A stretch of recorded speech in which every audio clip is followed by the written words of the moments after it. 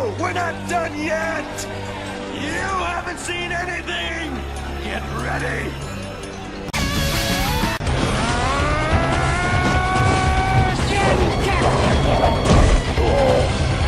People, it's your boy Kung Fu d.wulf coming at you with the reaction to chapter 817, Raizou of the Mist. One Piece. All I gotta say is the opening panel of this fucking chapter. Yo, Oda knows how to get people hyped. I knew Jack was not dead. Everybody probably knew that. Because the world government are pieces of shit and always trying to spin bullshit. But the first panel we get is of Jack and his armada. Because I didn't remember him having like 5 ships when we saw that flashback panel. Well, it wasn't a flashback, it was a current time panel of them going to attack the admirals and try to get back Doflamingo. But yeah, Jack, he has an armada of ships, and it just, the question is that I keep asking, where the fuck is Kaido? Like, you got your subordinate, like, I'm guessing he is the number 2. Because I believe it was stated in the past chapter that Jack is Kaido's number 2 in his crew. What the fuck is Kaido doing right now? Like, is he annihilating Kid right now, Hawkins and Apu? If he is, I would be so hyped if we got a chapter show it, like the next chapter we get like a fucking opening of Kaido and you see him just like doing some going beastly on Kid, Hapu and Hawkins, and they're all like launching attacks at him and shit, and they're like doing some guerrilla tactics against Kaido because he's fucking just a beast. But I highly doubt that that's gonna happen because it's kind of something that everybody wants to see. Everybody wants to see Kaido fight, to see what his powers are. And Oda's he's gonna cog block us for a while. He didn't do it on Jack, because I didn't think Jack was coming back for a minute. I knew he was coming back, but he's obviously pissed because he says, "What do you lot think? Do I look dead?" And then they say, "Certainly not. I've never seen you look more lively." And Jack is pissed as always. And just to bring up that question, yo, what does Jack's chin look like? Because that's like a question, that's like the big question like right now too. And that and Doflamingo's, what's up with Doflamingo's eyes? Because Oda doesn't want to show his eyes for some reason. I don't know. So yeah. And something else I want to say. I knew that the whale tree, I knew this was where they were hiding Raizou. I said it, okay? In this chapter, I was like, in the last couple of chapters, I was like, why are they so adamant? Like in the beginning of the Zou arc, why were they so adamant about protecting this tree? Like it's a holy tree. The reason is because they're hiding Raizou in there, but the other thing is they're hiding the poneglyph there, a red poneglyph. This chapter had 5 key points that were crazy. Jack is back, he ain't dead. We have Momonosuke being revealed as a freaking the heir to the Wano kingdom. He's the heir to he's the daimyo's heir. So his father is like basically the king of the king of Wano. The poneglyph being revealed that is red and is in the whale tree. Raizou being revealed, And the fact that Momonosuke is not related to Kinemon and Kanjuro, and they're just his vassals. Shit is crazy. But the other thing was that they got some like translation wrong. Like I thought it was like Kogetsu was something moon, but it's actually Kozuki.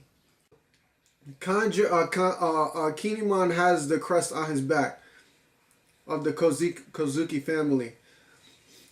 And obviously they've known each other for a long time, the Minks and the Kozuki clan, and we still have not yet got this explained yet. Like, so, and the thing is, I don't know if Inuarashi and Nekomamushi are part of this clan, because Nami says, just now I heard them saying that Neko and Inu both have crests as well. And she says, I guess their bonds run far deeper than we could have ever thought. And goes on to say, you truly are a sight for sore eyes, Inuarashi and Nekomamushi. I'm pleasantly surprised that both of you are still alive. To think that you were here. And you know, death will not take us. Yes, we knew our paths would once again cross again. And then it goes back to them fighting like cats and dogs. And Momonosuke screams. Like Momonosuke screams. I'm not saying that he might get King's Haki, but I'm just saying, since he is the heir to a dynasty, he might get King's Haki. Because Oda draws like this, when he screams, stop bickering, like these lines. And you know, when Oda like does some shit like that, I don't know how to feel about some shit like that. But I'm just saying, like, it might have something to do with King's Haki. Because the people who get King's Haki are usually people in high authority that have high authority. And then Momonosuke, he says, after he says stop squabbling, even more so if the reason for your quarrel is father, if he saw you two behaving in such a manner, father would be deeply saddened. And they go on to kneel for Momonosuke. And these guys, they don't know who Momonosuke is, but they do. The Musketeers. He is the Lord of the Wano Kingdom, the heir, the son of the Daimyo.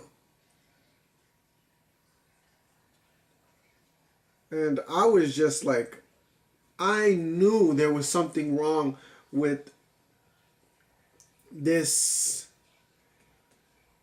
like Momonosuke being just a regular person, because now it comes to light why Doflamingo wanted Momonosuke so badly.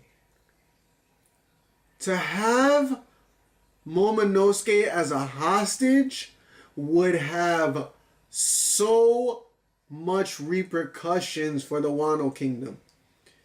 He would have so much pull with the Wano Kingdom if you have the heir to their dynasty. Now we know what the importance of Momonosuke is to the story. And why Kinemon and Kanjuro were being such tight-lipped with it. And that shit is just insane. But but everybody thought that they were like father and son. The Straw Hats, and they said you sure look alike though. And they act alike too. They're pervs as fuck, and it's funny as hell. But Luffy, obviously, he doesn't give a shit. He does not give a shit if you're royalty or not. This is the man who punched a Tenryubuto, okay? He doesn't give a shit who you are. You could be an admiral, you could be a king, you could be anybody. You could be a celestial dragon. It doesn't matter who you are. You could probably be a god and Luffy don't give a shit. Shit, he punched God and now. So yeah. And you know Momonosuke grabbing on those titties. Yo, this chapter was funny as hell. And Nami, she just cuddles him up because your daddy is a lord, so you know what she cares about, that money. The gold digger Nami. And in this chapter, Nekomamushi and Inuarashi, obviously they were going to call a truce, because once you see this type of shit, I don't know how long this truce is going to last, but once you got the Lord's son that you're part of, like, I guess their clan or whatever, or their family, once you have that person in, and then he says, stop bickering, obviously you're going to stop bickering. So I don't know how long this is going to last. But then we go into the whale tree. The huge ass whale tree that they were guarding like fucking hawks. They had their eyes on it. They made sure nobody got near it. And the thing is, Trafalgar D.wulf, he says the closer we get to the whale, the more I can hear this loud voice. And there was another, and Inuarashi goes, there was another who said this, who said the same. Indeed, I too remember him. Who the hell said that?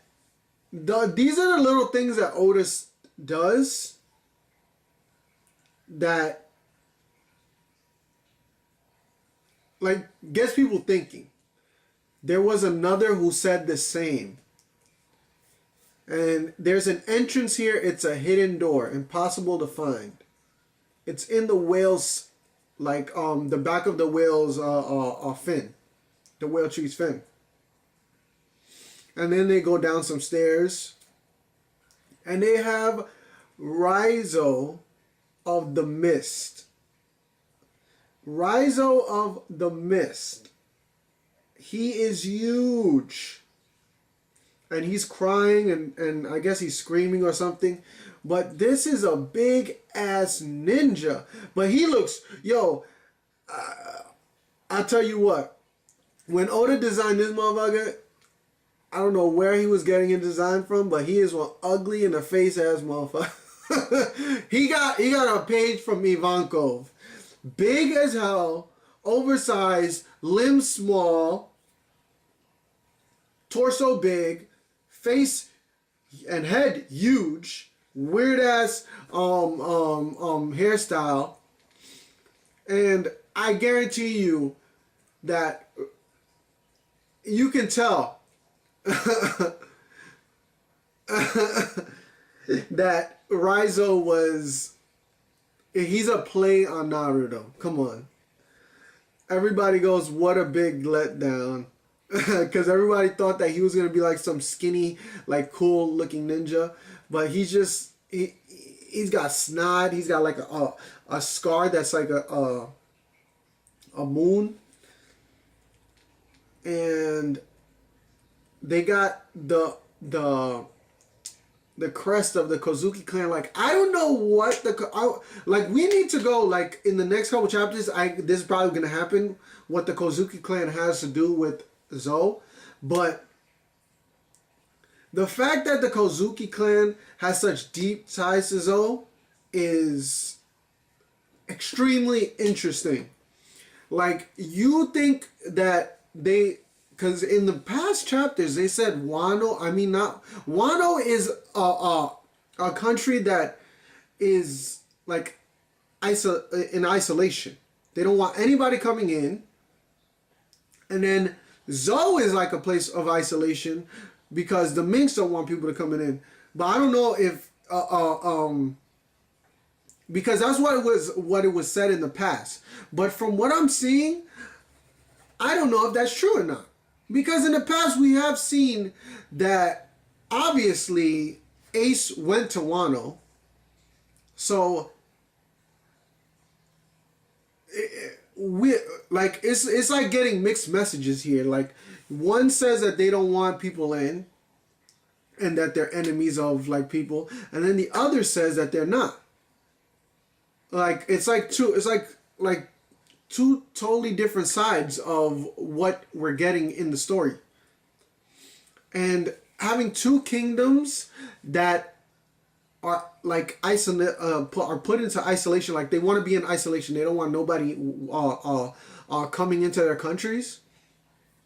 And those two countries are affiliated with each other deeply is kind of weird, but interesting at the same time. And we have this poneglyph.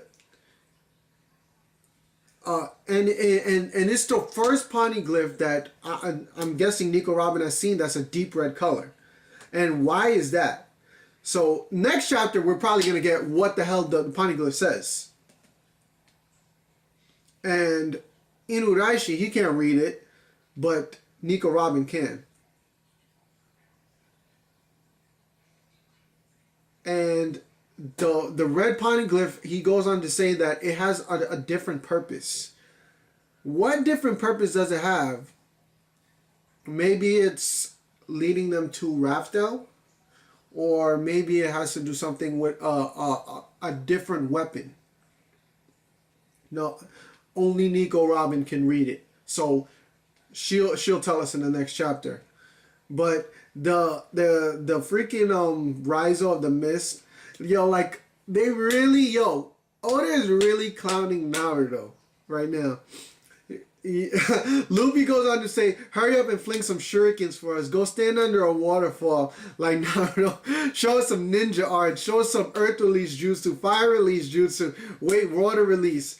Yo, like Oda is really clowning Naruto right now. And I knew that was going to happen. And Trafalgar D. Law goes to say, display a clone jutsu would be nice. And then it goes, teach yourself how to jump higher using a growing piece of bamboo. Like, yo, Luffy, Usopp, everybody are fucking clowns. And they go on to say, you call yourself a ninja? I know the Kanochi won't even look my way. Just leave me be. Listen up, ninja are above all silent, inconspicuous, and strong of heart. One who spends his lives in the shadows will never show his talents to. Ninjutsu is some side-ish. What the fuck does that mean, side? They're probably saying it's disappointing. And then he goes on to say, ninja art, smoke release jutsu. Here I am, right behind him. And then here, yo, he can do clone jutsu. Ninja art clone jutsu. He can clone himself. This is crazy. But this was a great chapter of One Piece. As always, Oda gets motherfuckers hype. So it's your boy Kung Fu d.wulf. Like, comment, subscribe. Tell me what you thought of this chapter. This shit was crazy. Tell me what you think is going to happen in the next couple chapters. I think we're going to go into the poneglyphs. We're going to get a little bit of backstory with the Kozuki clan and Zou.